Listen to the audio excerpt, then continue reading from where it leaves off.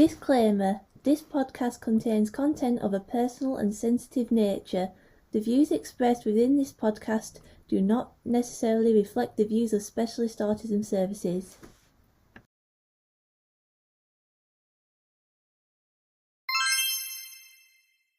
Welcome everybody to a very special podcast for Autism Awareness Week, and today we're going to be questioning a member of staff and why they came to SAS, and I'm joined here with Tom, which is one of our staff members. Hello everyone, how are you doing?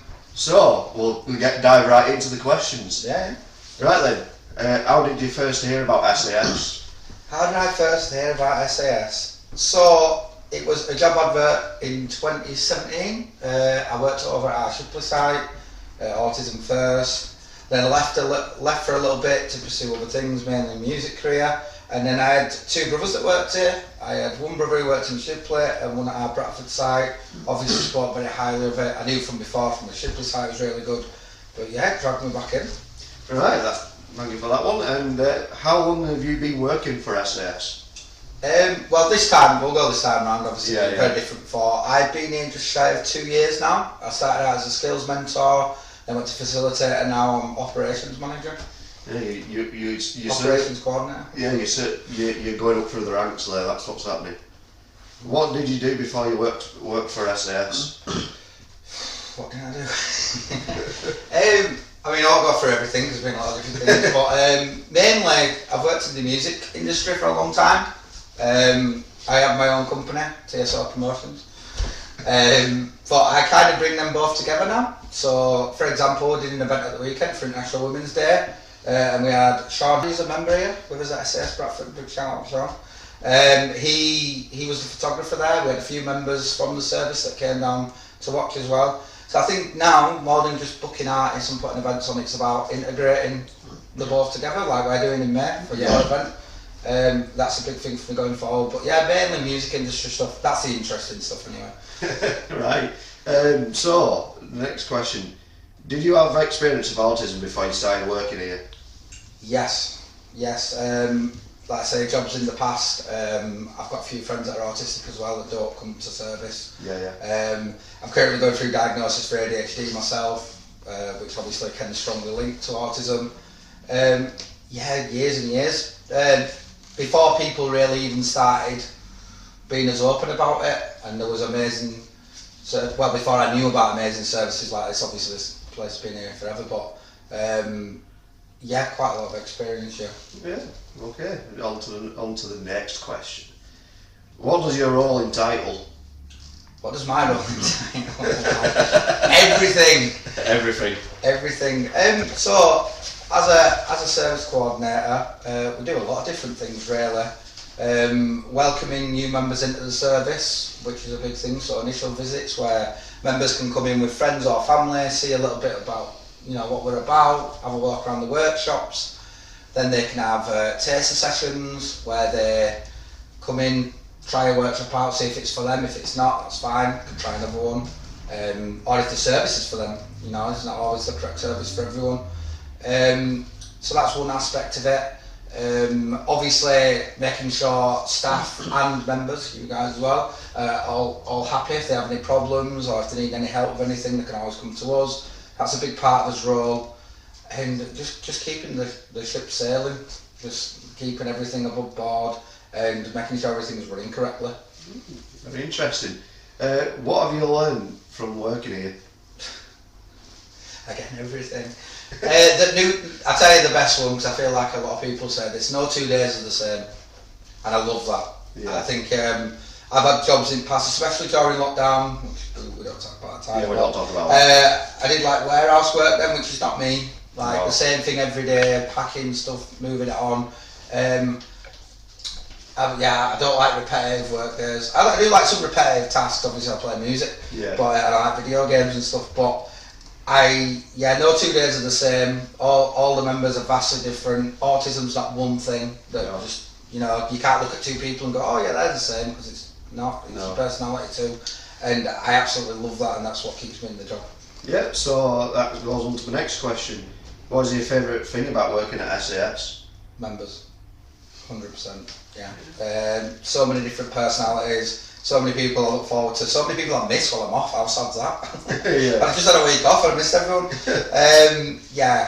The members. Some of the workshops as well. I'm not saying all of the workshops are great, but some obviously like dive into. I mean, this workshop, for example, I've never really had a chance to work in it that much. But what you're doing here, I absolutely love. Obviously, content creation, doing the radio shows, performing arts, getting to do acting, stuff like that. And like even the stuff that we get to do out now, like we go to Bradford City on a weekend and stuff like that. Just so many cool aspects to the job. Right. So, what would you like to achieve from working here? I think I already got that. Yeah. I think I'd like to keep working as a service coordinator, being able to help out as staff members. Keep progressing. I know I run social skills on a Thursday night. Keep progressing. Yeah. I'm kind of already there. I've already did the dream. But maybe be a director one day. I don't know. Yeah. I don't know. That'd be a bit touchy if you're a bit director. Right. Where do you see yourself in 10 years' time? Probably is. Don't know. I'm happy. It's a good thing though. Like I know a lot of people always go, I want to be like right up here, but I own my own business and I work for this business as well, which I love. I'm happy. Yeah. Very happy where I am. Yeah. And now we're on to the very last question. Okay. Do you have any hobbies or interests? Loads. Obviously, as we know from this interview, music, massive music guy, play a lot of different instruments, host a lot of different events, diverse events for all different people. We've done, obviously, like I just said, International Women's Day, we're doing Pride this year, we do South Asian events, African events, we just do everything, literally, open mics, big festivals. That obviously takes up a lot of my time when I'm not here, but I love video games, anime, board games, TV, movies, anything geeky I love, and I'm a big sports fan as well. I'm a big football fan, boxing fan too, and I like, obviously, as you know from last year, I had a boxing match as well. I do like boxing. That's everything. Thank you very much for that, Tom. No worries. And that's it for the questions. And with that, we're going to go into a quick. We're going to finish up here, and then that's it for now. And we are now joined with Andrew and Alex. Hello. So, we're going to start with you actually, Andrew. What age did you get diagnosed? I'd always been having problems at school, but officially my diagnosis, I was 47 years old. Flipping it. Wow. That's a bit late, isn't it, really? And also, Alex, when did you get diagnosed? I was a teenager, so about 15, 16. So, how old were you when you realised that you had autism? I'm not sure because I can't really remember that kind of stuff. I just remember, I know my mum and dad, I think because I'd already been diagnosed with ADHD, dyspraxia and other stuff, and I'd had medication stuff for dealing with that, and I think my mum and dad must have realised that I might have autism as well, so I had to go to several tests and stuff, so I'm not too sure. And also, this is going back for, but this is going to be for both of you as well as this next one, which I'm going to ask you, is how did you feel when you got diagnosed with autism? Okay, I didn't really have any feelings about it because I didn't really know what it was. What about you, Andrew? For me, it didn't really sink in because I didn't really understand what it meant. Yeah. People were talking to me about reasonable adjustments while I was doing some voluntary work and things, but it never really sunk in. Yeah. I think it probably sunk in quite a while later. Right, okay. So, what support did you get during school, Alex?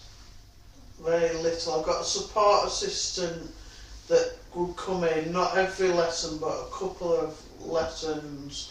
Like, I remember history, design technology, I had support, and I think that was it. Yeah. So, for employment, did you get any help with employment and that, Andrew? Oh, autism wasn't a word we bandied about during the 1980s when I was working. Yeah. Yeah, I left school straight into work. No, I had problems, and there was inklings, there were little red flags that said something wasn't right. I couldn't tell the difference between a shovel and a spade. Yeah. So my manager was getting really irate with me for Yeah. little things like that. So I knew there were red flags. Yeah. And for you, Alex? I had to go to the job centre and sign on, and there was a person, like a disability advisor, that would help help find jobs and stuff. But then when I moved over to the Bradford, I started off at Shipley's, and then I moved over to Bradford's, because apparently when you turn 18 you have to move over to the Bradford site and go to that one. So when I moved over to Bradford's job centre, there was no advisors to help me. There was just the normal people. But then when I eventually, I didn't get a paid job at first. My dad went into the local charity shop and said, do you need any help? Because I'd finished college and I was just sat at home doing nothing, and my dad got me this voluntary job. So I've done 10 years of that, but during that I found, I don't know, I think the social worker had got me help. I think it was after the job, I can't remember, but some point in between or after charity shop or whatever, my mum and dad found this supported employment company, which was HFT to start off it with, then moved over to Due Choice. It's now Possibilities, and they helped me find a paid job in a day centre. Very good. So, what's home life like for you, Andrew? I can be very annoying. I bet you can. I like things to be the way I like them. Everything has to be in the place. Everything has to be. Yeah, I'm never late. I don't like being late for anything. I can drive my wife berserk. Seriously, yeah. I'm very particular. Yeah. But I'm learning slowly. Yeah. So, Alex, same question for you. What's your home life like? I live in a supported living accommodation, so I actually got my own flat, but I get support every day to help, like cook and clean and stuff. Yeah. So, this brilliant place, SS. How did you end up coming here, Andrew? Well, I've been treated for throat cancer, and I ended up going to psychotherapy. I had a psychotherapist from the head and neck team, and they suggested that because things weren't really adding up, that led to my diagnosis, and then my diagnosis went, well, okay, we know somebody, you're not very sociable, you don't join in where we think that SAS would be the ideal place for you to go. Yeah. So it took about 18 months, but yeah, that's how I got here. Yeah. And for you and Alex? Probably my mum and dad. I don't know if it was they found through the social worker or on their own, but my mum and dad had found this place when it was still on one of the old other buildings that we had before we moved here. And I had a look round, and then I started 2010, I think. That's a long time ago then, isn't it? Yeah. So, what have you learned at SS and taken on with you, Andrew? I think the biggest thing is tolerance. Definitely tolerated people a lot more than I would have normally done. You'd see a wide range of people here, so tolerance is really a biggie for me. The other thing as well is that you realise that you're not alone, you're on your own. Those two things for me were really a big deal for me. Yeah. And for you, Alex? I'm not too sure. Probably, like Andrew said, that other people with the same condition and getting to find out that you're not the only person with this condition, and that there's more severe people on this spectrum than you are, and there's people less severe, if you know what I mean. Yeah. So, what's the highlights about being here, Andrew? Certainly some of the project work we've done over the last years, because I've been coming about 7, almost 8 years now. Certainly some of the projects we've done. Yeah. We've done mock elections, all sorts of different projects, Lego projects, you name it. But I think the biggie for me is probably the ability to go out on trips. Yeah. Yeah. Group trips. Group trips, yeah. Yeah, I think that's probably one of the up there.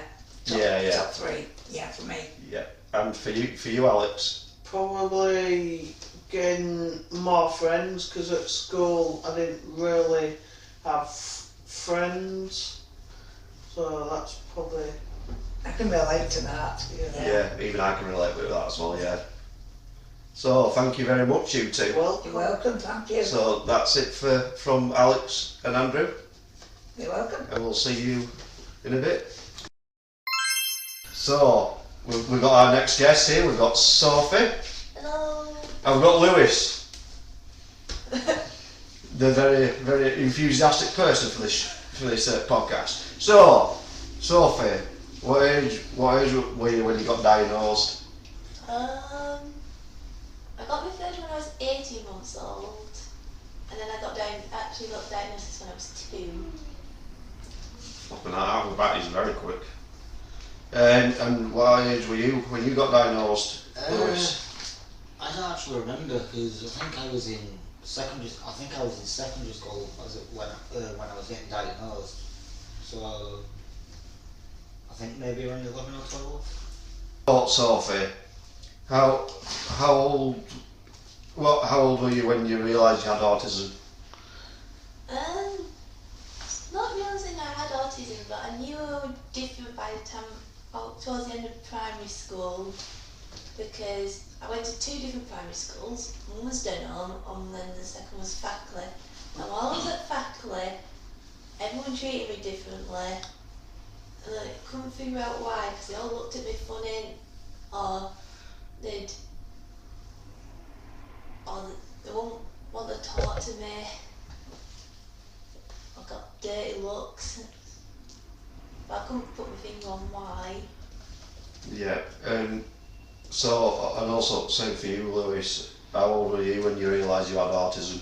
To be completely honest, I don't even think I realised I had autism. But I still got, like, even before I had autism, I still got treated like, well, hell, and. treated differently and bullied, and But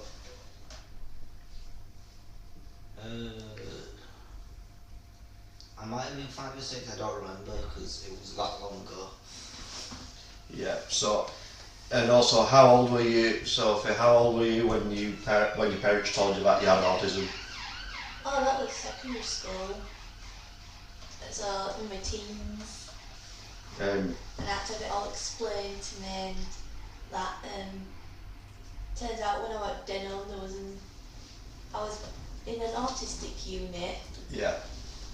And it's like, oh, that explains why I was mixed with children that were older than me or younger than me. You know, and I still remember this one lad called Aaron who were like as taller than the teachers, like freakishly tall, and he looked like he could knock your lights out if he wished to, or if he had a meltdown, because he did cry a lot and get upset so easily. So, yeah, and Mum did try and explain what it was, but I still don't fully get it. So, Lewis, how were you when your parents told you that you had autism?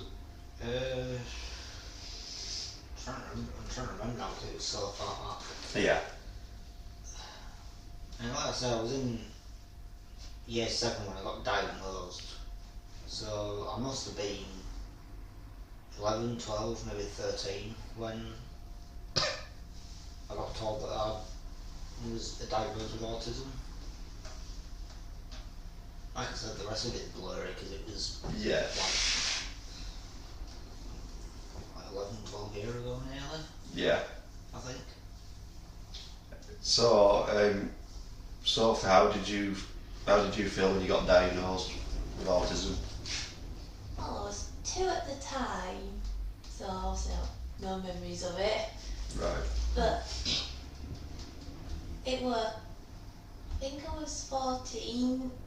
Now I think about when I actually told about my autism, just because went to St Luke's for the final time and I met the doctor who diagnosed me, and he showed me a picture when I was a baby, when I first turned up. I mean, my little eye checker.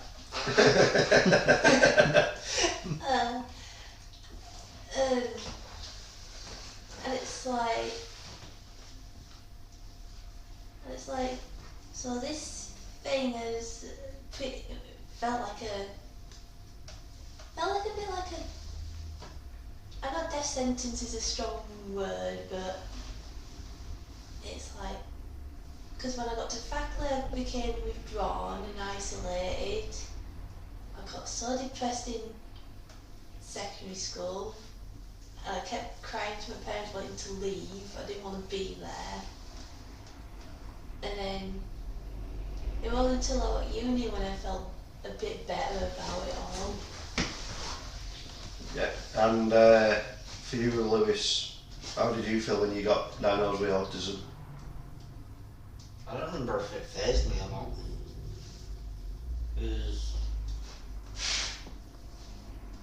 I think it was just told, and I was like, oh, okay, cool. Well, that simple way of putting it, really. I still got bullied because of it, but Yeah. Still can be a pain in the backside. I had the opposite reaction of what Sophie had. If people looked at me funny or like just call me names, I just told them to shut the F up. Yeah. So This is bringing on to my next set of questions. Ooh. Ooh. So Sophie, what support did you get during school? When I was at Denham, they had an autistic unit, and I'd sometimes do my normal lessons with all the normal kids. Normal. Yeah, and then I'd be taken out of it from time to time to do stuff with the other autistic children, and we all varied in age. And I didn't realise that until I was moving schools, because someone else were leaving as well, but they were moving to secondary school, and it's like, oh, so turns out they were older than me then, by quite a margin. Then, frankly, there wasn't much support in the classroom. It was more, there were a teacher that helped me with my socials. I'll try and explain social scenarios and stuff to me, like after school and maybe during my breaks. Then at secondary school, I'd have study assistants. They'd sit with me in the classroom, but then it's more to make sure that I was doing group activities, encouraging me to try and join in and stuff, which was hard. Then also I'd have someone from the I don't know if they're from council, but they were more in with the special education needs, I think it was called. And I'd get one to one during my lunch breaks. Then when I got to uni, I'd have a study assistant who just make all the notes for me, because my handwriting was that slow that during the secondary school I had to eventually have to use laptop and have extra time for my exams. So, this is the same question for you, Lewis. What spot did you get during school? Primary, I don't remember if I got any. I think I might have gotten someone sat next to me and explained things to me. Secondary school, if I remember correctly, I think I got a writer for exams. I got a separate room from like everyone else. Well, I shared a separate room with other people. I got extra time. I think I got Radar and LSA, which is a learning support system. Yeah.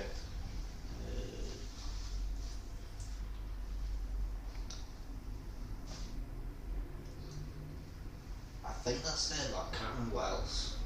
I think it might just be that.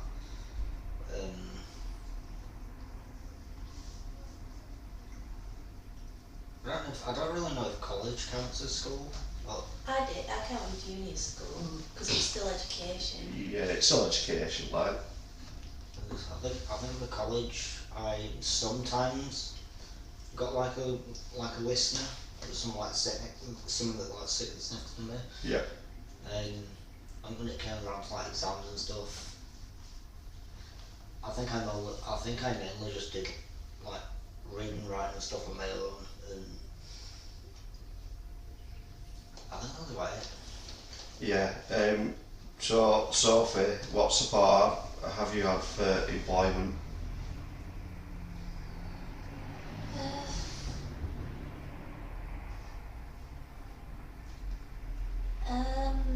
Didn't really get any. I tried to get some help in uni because they have their own employment support, but they weren't autism friendly, so it were. And then then there were employment sessions here. Tried that, and also my sister is also my support worker at home, so she tried to help me. But it's, just no. Okay. Same for you, Lewis. I don't really know because I've not really been in employment, so. Right. So, what's your home life like, Sophie?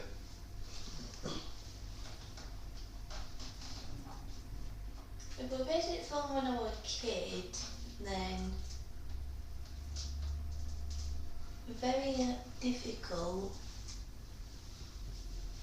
Just because it's like, because when I was a kid, because of those stuff that was going on at home from my drug addict half brother and my drug addict neighbours, my mum's ex-husband. I think that's partly why I didn't realise about my autism or even try and ask why I felt different. So I'm more worried about feeling different because of my home life, because the stuff that happened, it's like, this isn't normal. I don't think this is normal. Because I don't really know anyone else that has parents that want to hurt themselves. I don't know anyone that has neighbours that want to try and hurt them. I don't know anyone that has siblings or relatives that are junkies.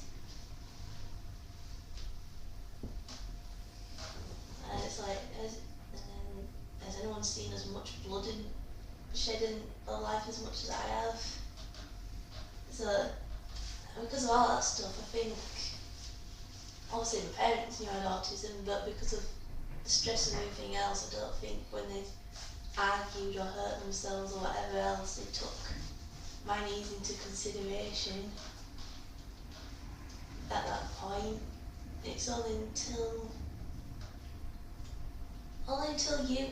uni or towards the end of it where I ended up writing a note to my parents because I couldn't say it, that because of some of the problems with having autism and that I felt like I wanted to die. I wrote it all down, and it felt like they took more notice. Oh, my mum was more considerate, a bit more considerate than she used to be. Yeah. So, Lewis, what's your own life like?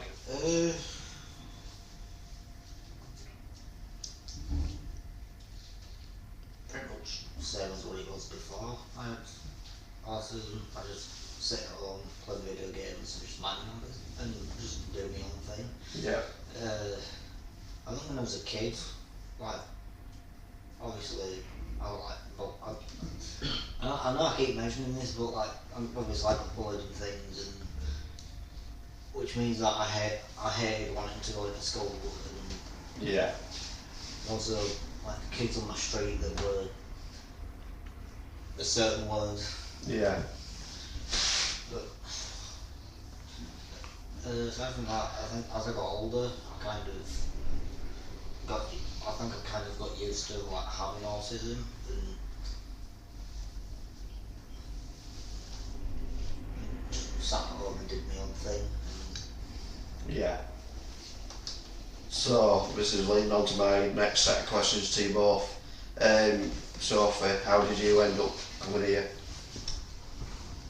Because I wrote a note to my parents towards the end of my 3 years at uni, I didn't want to live anymore.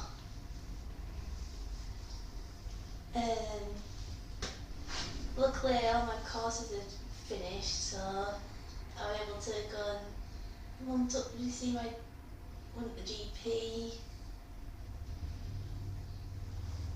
told them about it, and they gave me antidepressants, but also I got sent to a community centre to be assessed whether I was depressed or not, and told them about it. I was depressed, and then because I had autism, they were trying to see if there was a form of therapy I could have that was autism friendly, and they came across SES's website. I rang them up to find out a bit more information about it.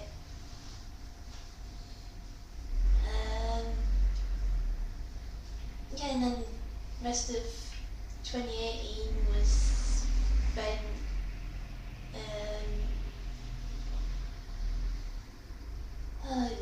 visiting the previous building, Yeah. and meeting Lucy, who at the time was the service coordinator.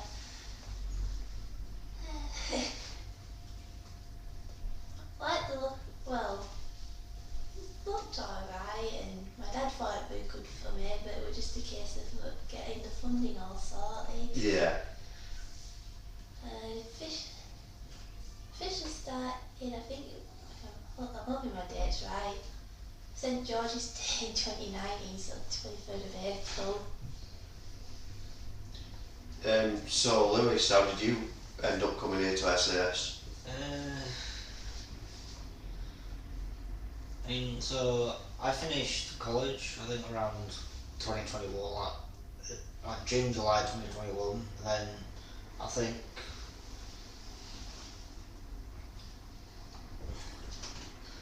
I'm trying to remember if they got in contact with someone or my mum got in contact with someone, but I met Will in Shipley, and then I think he explained to me what SAS was and if I was interested and things like Yeah. that. And then I got my travel training and so I think I got recommended SAS from like I say either my mum or not my mum or someone from my college had recommended me to this. Yeah. And I joined employment in October 2021, which employment was a workshop that ran from the day I joined. Well, it's probably ran for longer than when I joined, but when I joined in October 2021, and it lasted from whenever, and then it shut down last year? Yeah. I've been here, and then I've been here ever since. Yeah. Part of the furniture now, then. Sophie, what have you learned? What have you learned from here and taking it home with you?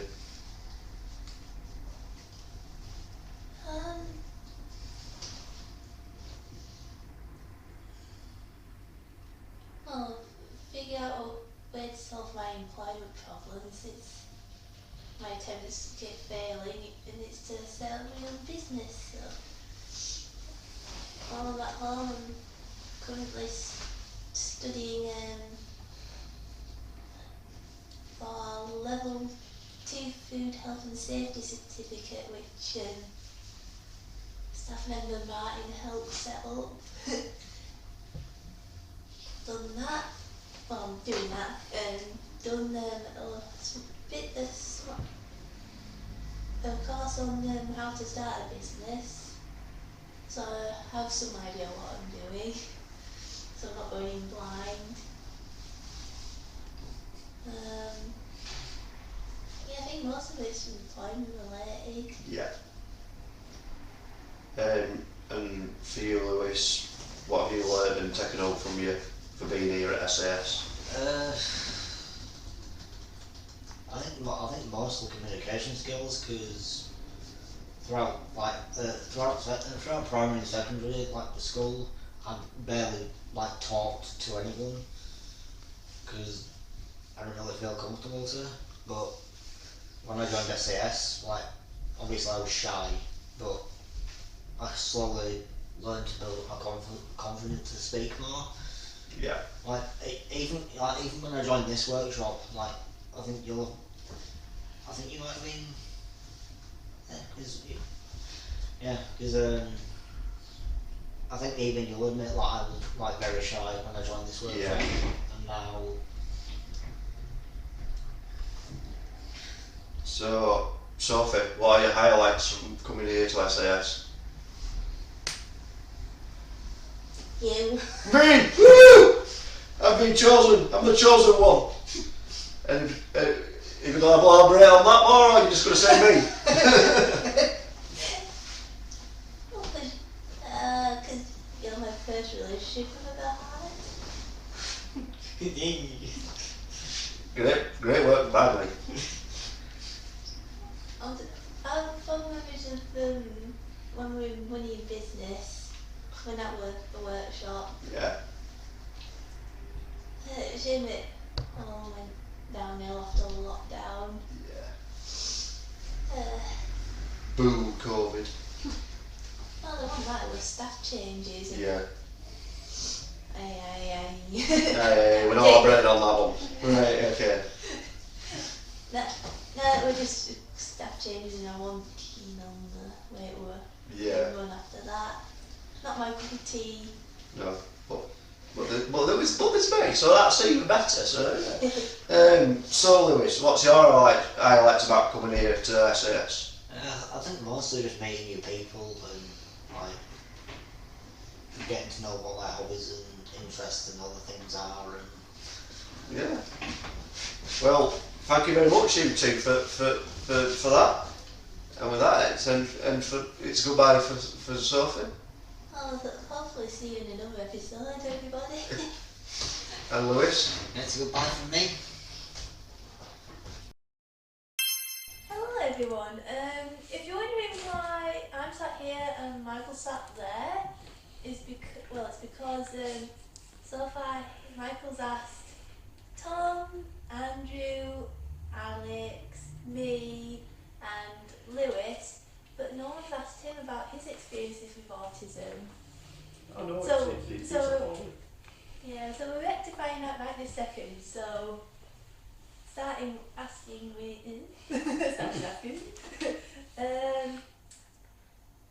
How old were you when you were diagnosed then? I was diagnosed at age 7 when I was in primary school. Was that around the same time your parents told you, or did they tell you? I think my parents didn't. I think my parents didn't understand that I had autism until I got my diagnosis and all How did you all feel when you got diagnosed? that. For me, I was like, right, autism, that's the thing. And then my parents were like, oh, it's going to be a bit harder for him because obviously having an autistic child, it's not so fun for them because if they go places and when we have the autism, it will just, they might get evil looks off people and just get looked at by other people as well. So. Did you realise before you got diagnosed that you might have been a bit different from everyone? To be quite honest with you, I didn't even think I had autism. I just thought I was random. I was a kid, so I was acting like a kid, basically. So how would I know I had autism when I was a kid? Until I got diagnosed with it. Well, it's a bit different from mine then. Mine because I couldn't talk or walk like everyone else. So, did you get, even though you got diagnosed at 7, did you get support during your school years? Yeah, for the rest of my primary school years, I had a TA, which is a teaching assistant, which sat next to me in all my classes and all that, so I had support then. And then in secondary school, it would pretty much the same. I had support with teachers sat next to me, and especially when it came to my exams, I had a TA who did my writing for me because I'm dyslexia, and also I had extra time to answer questions, and also also what else did I get? I think that was more or less it really. Yeah, that's the only thing I remember off the top of my head really. Did you find it helpful, or do you think they could have done it a bit different? It were helpful in a way because at least I could understand some of the questions of what were being told to me. But yeah, it were alright for what just took time you over through school. Did this transfer into like employment? Like, did you get help with your employment? Yes, I did actually get help with my employment, but it wasn't till after when I finished college. When I went to this place called Outside the Box, I went through the employment stage there, and now I have got a job and I work at King's Hall Winter Gardens in Ilkley. Do they support you while you're there? Yeah, they are very supportive there. They know when I need to take a break if it gets a bit too much for me, and also everybody says that they like working with me, so once we're doing something right then to give a job. Did you have to tell them your needs, or was someone there that knew autism who could? I can't. We had to go through tell them all the whole thing about my autism and stuff, but after that, yeah, it's just been fine. It's been brilliant. Do you get support when you're at home? I have this thing called SNS home care, and they come on a Monday, Wednesday, and Thursday. Tell me to do my cleaning, washing up, even do my laundry. Because sometimes I need to do that. Because last time I didn't do it. It was like a mountain of clothes. But yeah, I have help with all that as well. Do you do it yourself, or do they do all the work for you? I can do my own washing with the washing machine, but they do all the washing up and hoovering and all that for me. So. Okay. Well, obviously you're here, so my next question is, how did you end up here? Well, I got referred to SS through my social worker back in 2014. Yeah, 2015. Well, 2014, 2015, and then I had Lucy who took me around, showing me the place, and then I joined, and as I say, I'm now part of the furniture, because since I've been here for 10 years, so definitely I'm part of the furniture now. Have there been things that you've learned while you're here that you've taken home, or that's helped you improve in general? I think for me it's probably to be more tolerable with people with autism. Even though I'm autistic, it's just some people on the spectrum can just tip me over the edge a little bit. I can see what you mean, because we're all vary from on the spectrum. So some of us are mild, some of us are not that noticeable, and others are so severe. And that's what I like to say about this place is that we are limited editions of one. Oh, like a rainbow, all the different colours. And then your final question I'll give you your hosting job back. What have been your highlights from being here? For me, it's probably pretty much getting to know you. I mean, you are now my fiance, so that is going there with the whole highlight thing there. Also making new friends like our cameraman here, Lewis, Andrew, Sean, so on and so forth. So yeah, and I felt since I've been here, it's just been great. You feel better getting it all off your chest and. Yes, Anyway. it's good to get everything off my chest because it's very rare I get to talk about this sort of stuff. Thank you for sharing. It's alright.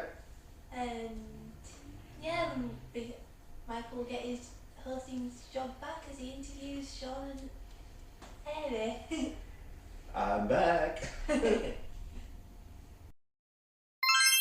Hello, and we are now joined with Harry and Sean. Hello. Yeah, I'm just a little bit. So, Sean, how old were you when you got diagnosed with autism? I was at the age of 22 when I got diagnosed. Okay. Not awkward at all. Not awkward at all. And for you, Harry, when did you realise that you had autism? I think I was about between 17 and 18 because I was doing counselling in college because mental health and stuff, And the counselor was like, there's a likely chance you possibly have this. I can't diagnose you. Go to a doctor. Yeah. So I was like, cool. More baggage. Yep. So, Sean, how old were you when your parents told you that you had autism? My parents didn't tell me. It was the assessor that told me that I was on the spectrum. Okay. Right, we can skip Yeah, the rest of the ones now. Did you get any support during school? Well, where do I start with that one? So anywhere really. Well, so at primary school, the Senko at the time noticed that there was something not quite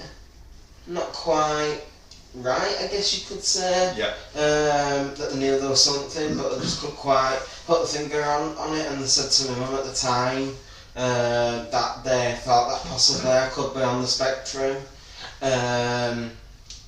But at that point, I went through the schooling system because I was what the class says mild. It wasn't really detectable. So the like I say, in terms of support that I got, wasn't really till sort of like secondary school when I went into like a special group. I don't know if you've heard of a school called West Silk. Never heard of it. Okay, so that's a school that's down Armley. Well, I'll say is it Armley? No, it's not Armley. Sorry, it's at Stanley. But it's like a school that has set up for people with like hidden disabilities or those that have got a health condition. Yeah. But I was like, as a result of that, I was put into it's my secondary school that I went to, Priesthorpe Academy.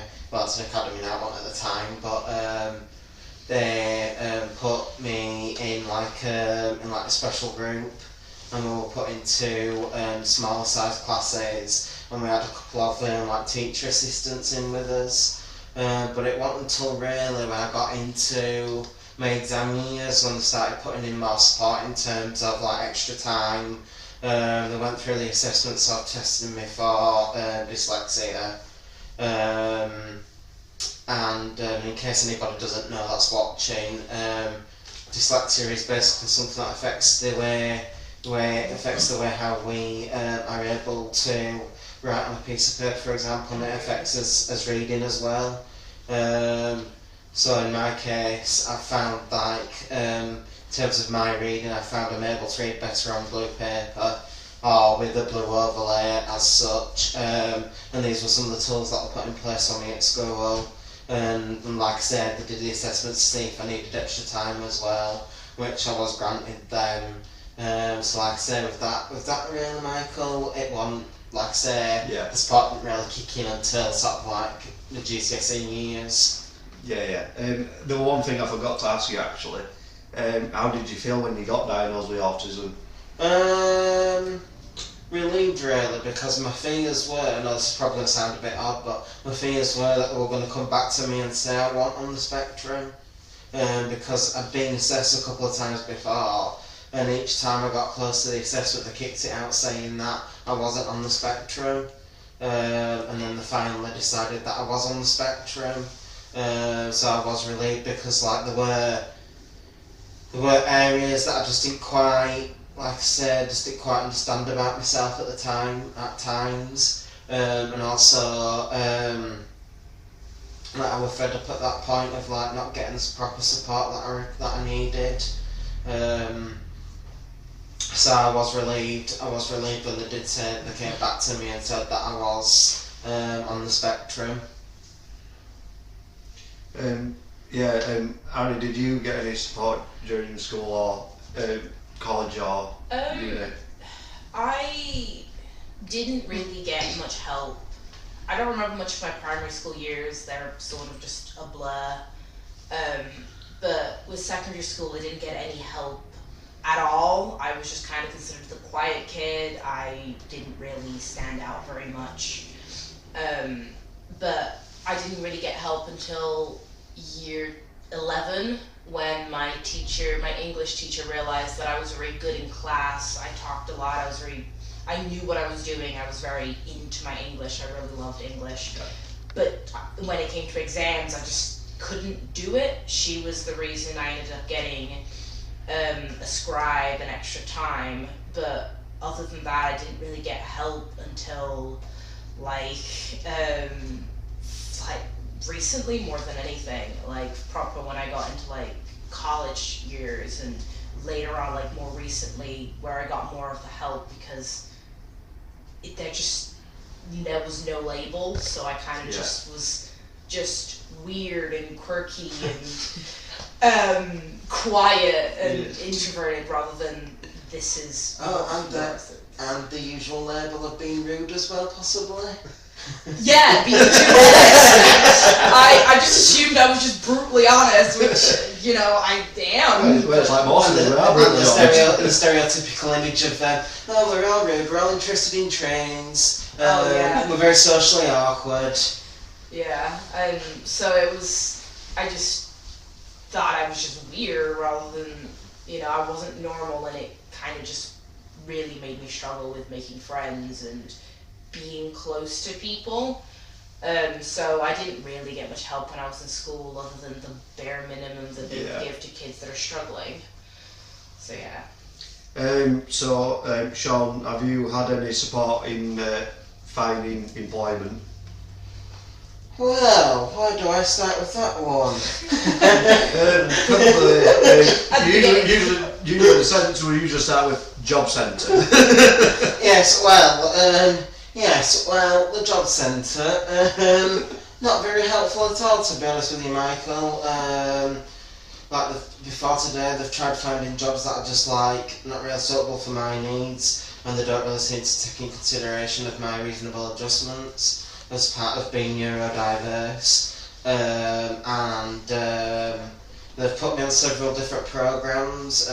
One year they put me on a program called Better Health, Wellbeing and Working Futures with a company called Reading Partnership. And when I was with them, they really didn't assist me in any way, and they caused me quite severe anxiety. And I do suffer from a disorder called general anxiety disorder. And I have had therapy over the years to help try and manage that. But going back to Reed, they did the bare minimum with me. They kept recommending me for jobs that I just wasn't compatible with. And they were very bad with the communication. They didn't let me know what they was doing. They kept putting surprises on me about appointments here and there that I wasn't aware of. And as you can imagine, it did cause me quite a lot of stress and anxiety. And then they then put me on a program called what do they call it now? Which is a great start, but that's how good it was. They put me on a program called Better Working with I think it was it's completely slipped out of my mind there. That's alright. But then they, like I say, I've had countless issues with the job centre themselves as well in terms of employment. I've faced sanctions through no fault of my own. Generally had a really bad experience with the job centre. But at the moment, it's not too bad at the moment. But they seem to be quite without a DA involved, and anybody that doesn't know what a DA is, it's basically what the job centre call a disability employment advisor, and they're supposed to be there to deal with people that are either on the spectrum or those that have either got a physical or hidden health condition. And without their help and assistance, basically it'd be an absolute nightmare, because they've worked very closely with me in terms of making sure that my support are in place, in terms of having access to to a private room because I do not handle being out in one of those public booths very well. So that's the reason why I got instated the private room for that particular reason. So yeah, I think that pretty much answers your question, really. Like, It literally does. For you, Harry, have you had any support for employment? The UC are just terrible when it comes to that, especially when you are undiagnosed. They kind of just look at you like you're stupid. Yeah. I've told them multiple times I can't work more than 25 hours, and they've just looked at me and went, "Oh, well, just work on it." And I kind of just wanted to punch them. I'll be honest. I was just sitting there like, "Are you stupid?"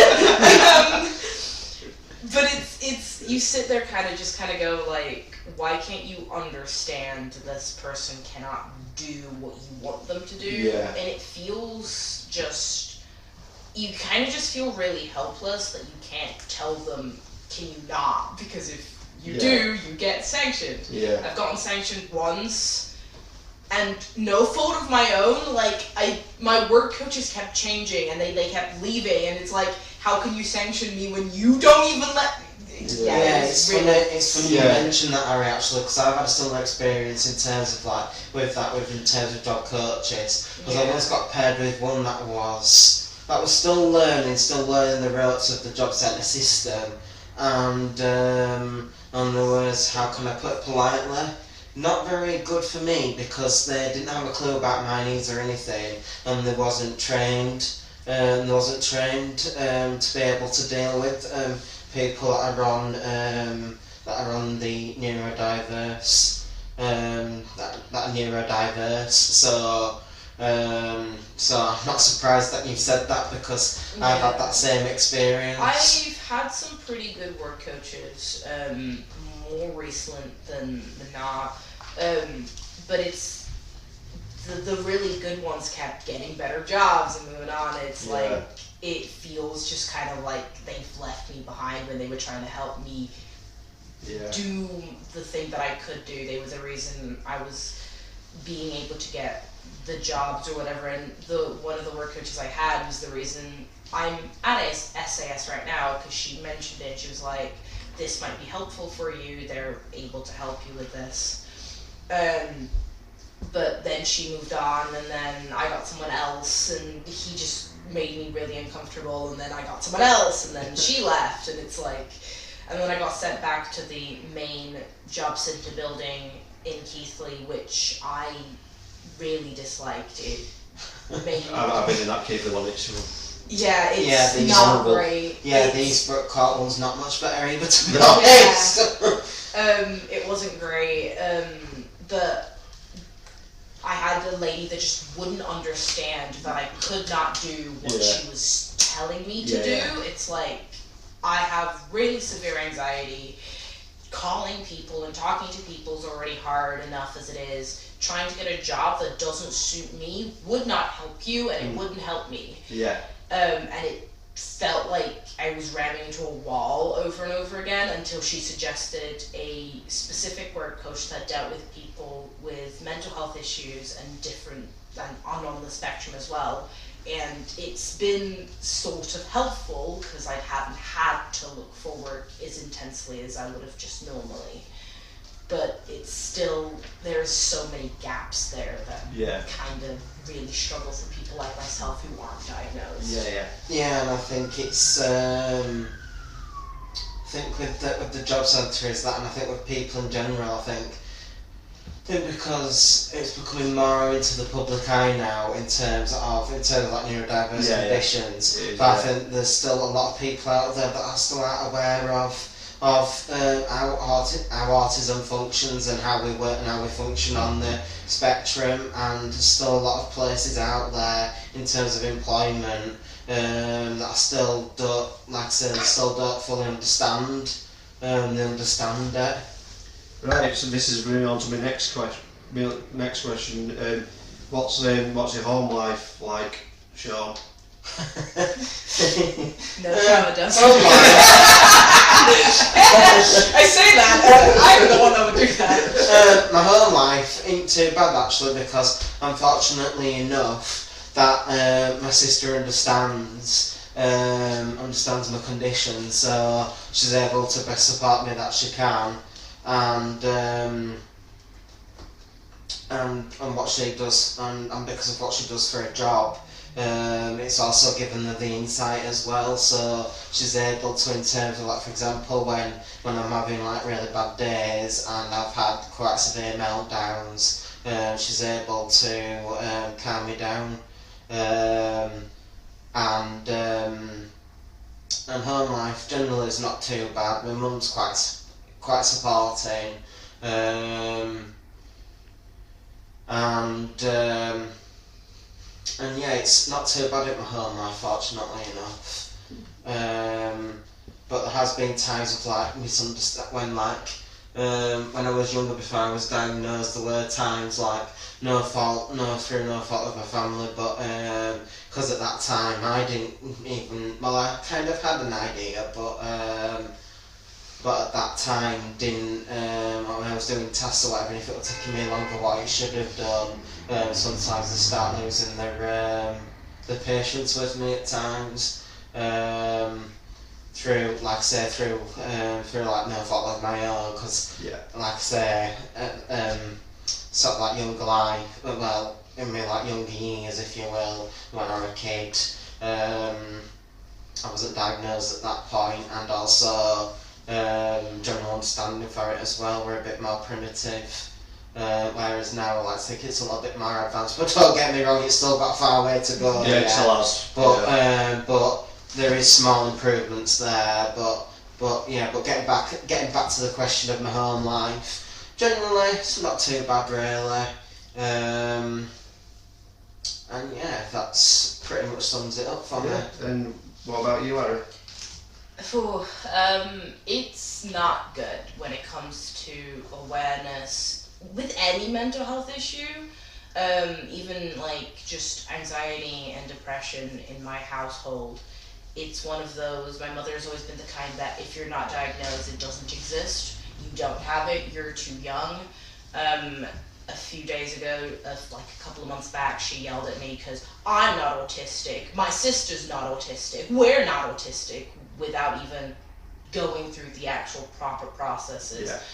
And she doesn't see the signs, nor notices things. I've had times where I had a meltdown.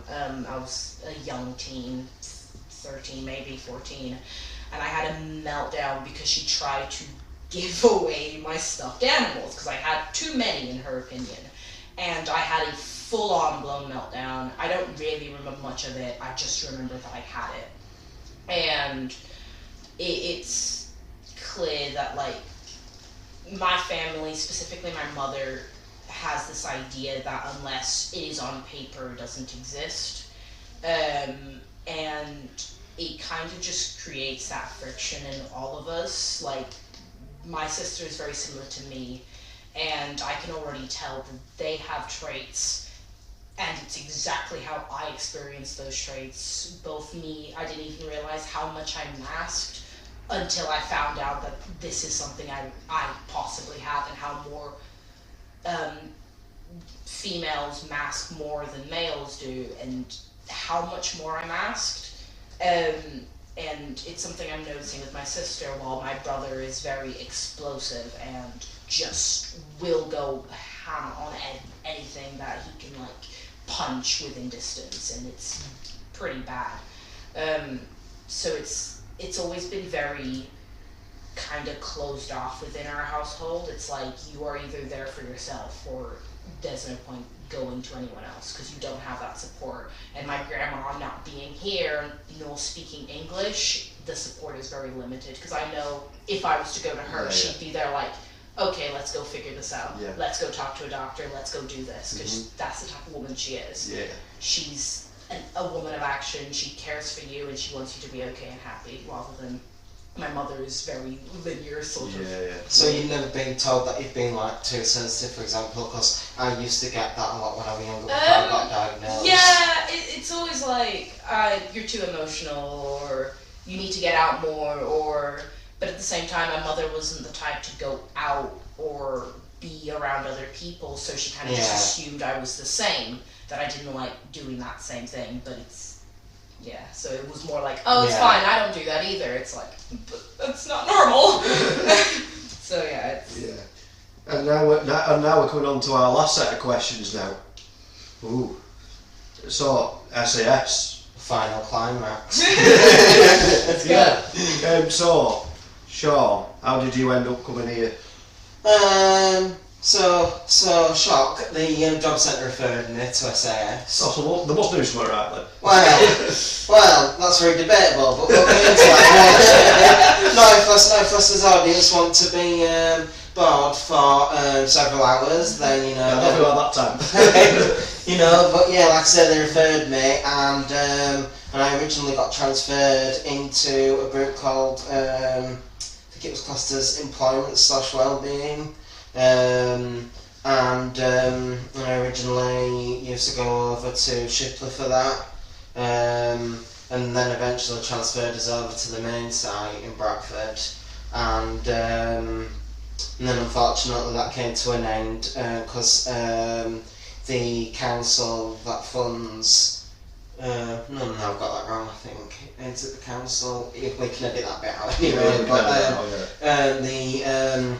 the funding for that group got pulled, so, and also I'd actually done my full 6 months before that funding got pulled, and I had the choice of leaving, and at that time I felt like I was getting so much benefit out of it that I felt like if I'd have left, I felt like I might have declined and gone backwards. Yeah. So I asked if there was any way if the funding could be extended. So they extended it, and then once that extension had been granted, I did another full 6 months, and then I was then told that the group was coming to an unfortunate, unexpected close because the funding had been pulled for everyone in that group. Then I had to wait. To get funding from the social services from the Leeds department because of where I live. I come under the Leeds area because I have Leeds rates. Even though I have a Bradford postcode, but don't ask about that one. Yeah, I'm not going to ask about that because even I got a Bradford postcode, but I live in Sunny Green, so it's. But anyway, so I was granted. So as I say, I was then granted the funding from Leeds Social Services to be able to do a workshop called Content Creation. And I also do a workshop Performing Arts, which to be fair, the Performing Arts workshop is it's fairly young still, but it's still in its early stages yet, and it's still got a lot of development to do. But yeah, that's how I ended up with Specialist Autism Services. And for you, Harry, how did you end up here? Again, job centre, but not specifically the job centre. I was going to the youth hub at the time because living in Bingley, the job centre I'd go to is in Keighley. I was going to the youth hub because I just couldn't handle the main site, and one of the ladies that was my work coach suggested them and had, I think her name was Nicole, come in at the time to sort of interview me because I wasn't diagnosed. I was on the process of getting a diagnosis at the time, and it kind of just fell through anyway, but she then... Like most of them do. Yeah. She was the reason I ended up coming to them, and then she suggested the one in Shipley since it was closest, which is where I met Sean. And same here, that's what I use. Yeah. So that's sort of how I came into it, and to be fair, it has probably had the most positive impact on my life that I am so glad of, and I think if I wasn't here, I don't know if I'd be able to keep going. As depressing as that sounds, it has really given me more than I needed. Yeah, as a friend I can see that it has had an absolute significant, tremendous impact on you for the better, because you're going to seem to be you're a lot more confident now, and you seem to have come out of your shell, because that first session that you came into, you were a bit like a tortoise, really. That were still in your shell, that was still made to mature a bit. Yeah. I tend to do that. I kind of just start things off like this, and then I go, "Hi, I exist." But to be fair, I was exactly the same though when I started with SAS, so you're not on your own. Yeah. But yeah, that's how I came into it, and I'm very glad. Yeah, so Sean, what have you learned here at SS and taken home with you? Well, I've learned, with my time at SAS, I've definitely learned quite a lot of things. Like, I've learned it's okay for me to have, I've learned that it's okay for me to have, for me to steam if I need to. I've also learned that there is support and services out there if I need them. So, Harry, what have you learned about here? What have you learned here at SS, which you've taken home with you? I think a lot of what I learned is that it's okay to be like this, to be me, and that it's okay to unmask and to just be and stim, and that it's not weird, because it did take a lot of being okay with it.